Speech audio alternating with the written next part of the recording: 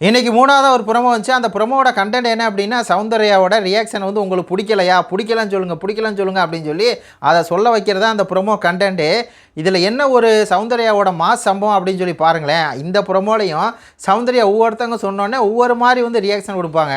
First Anandhi சொன்னதுக்கப்புறம் ஆனந்திக்கு ஒரு reaction, அப்படி கண்ணை வந்து அப்படி கீழே பார்க்குற மாதிரி.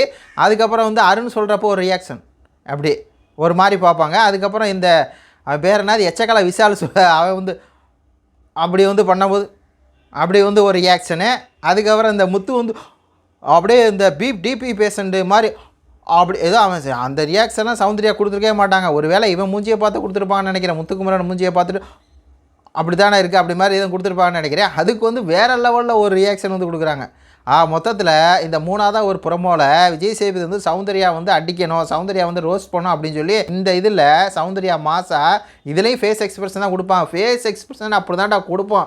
என்னடா பண்ணுவீங்க? ஃபேஸ் எக்ஸ்பிரஷன் தான் எதா என் ஃபேஸு, அதில் இப்படி திருப்பினா எனக்கு ஒரு எக்ஸ்பிரஷன் தெரியும், இப்படி திருப்பினா ஒரு எக்ஸ்பிரஷன் தெரியும், அப்படி பண்ணுவோண்டா, இப்படி பண்ணுவோண்டா, இப்படி பண்ணுவோண்டா அப்படின்னு சொல்லி சவுண்டு தான் சம்பவம் பண்ணியிருக்கு. இது ஒருத்தனுடைய கருத்துக்களை சொல்லுங்கள். நன்றியே வணக்கம்.